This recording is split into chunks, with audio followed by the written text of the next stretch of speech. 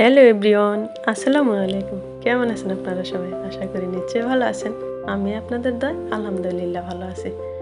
আজকে চলে এসেছি একটি টেবিল ম্যাট অথবা দস্তরখানা, যেটাই বলেন ওটা শেয়ার করব, কাটিং এবং সেলাই। প্রথমে 8 ইঞ্চিতে মার্ক করে নিতেছি। এই তো 8 ইঞ্চি,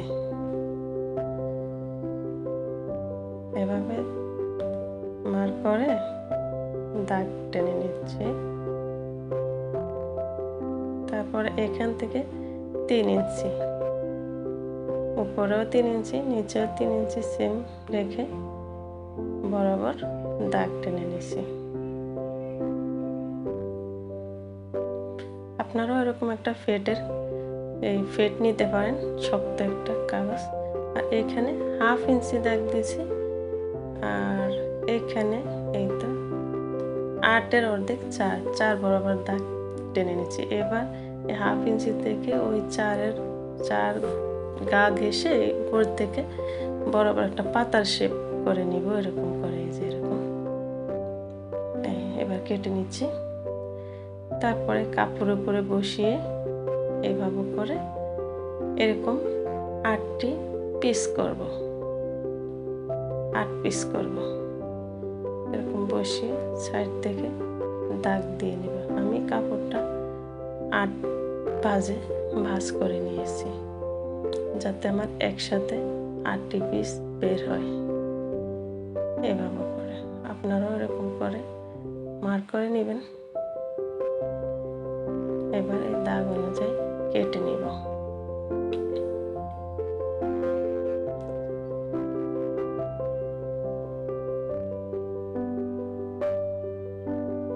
আসলে এই টেবিল ম্যাটে ভাত খাইলে, যেটা আমরা আমাদের গ্রাম্য ভাষায় দস্তরখানা বলি, এটাতে অনেক সওয়াব হয়।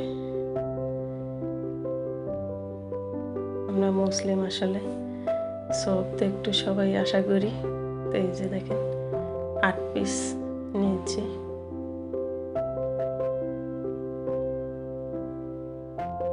এরকম করে হবে। তো একই কালার, যার কারণে একটু বোঝা যাচ্ছে না, এজন্য আমি সাইড থেকে পাইপিং বসিয়ে নিব।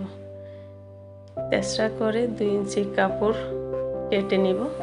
তারপরে সাইড থেকে পাইপিং বসিয়ে এরকম গা ঘেঁষে সেলাই করে নেব। মাঝখানে এরকম ছোট্ট একটি গোল টুকরো কাপড়, ওটার মাপ নিয়ে কেটে সেলাই করে আটকে দেব।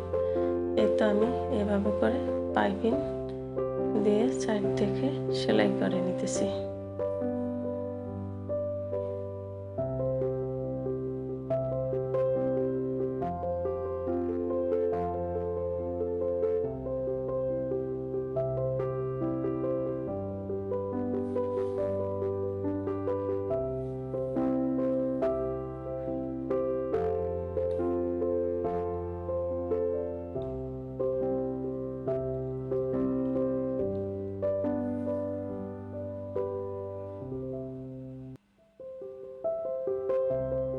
এই তো সেলাই করা হয়ে গেছে। এবার এই তো সেম ভাবে সবগুলো এভাবে করে সেলাই করে নিব। আর সাইড থেকে এরকম করে ছোট ছোট কাট বসিয়ে দেব, যাতে উল্টাতে সুবিধা হয়। এভাবে করে সেলাই বসিয়ে দেব। এটা আমি মুড়িয়ে সেলাই করে নিব।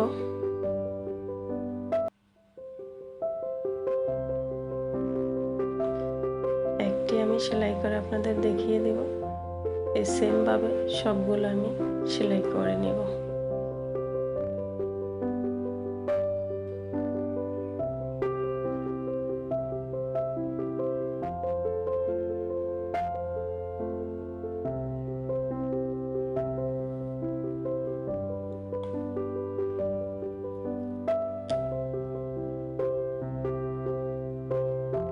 একটু সুন্দর করে ধরে হালকা টেনে টেনে সেলাইটা করবেন, যাতে দলা পাকিয়ে না যায়।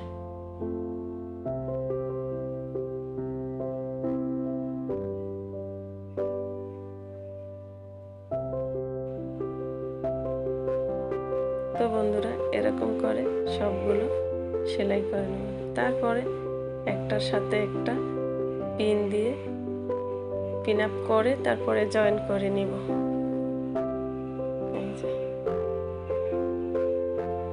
এই যে এটা একটার সাথে একটা পিন আপ করে নিব। তো এই পর্যন্ত ভালো থাকবেন, সুস্থ থাকবেন, নিরাপদে থাকবেন। আল্লাহ হাফেজ।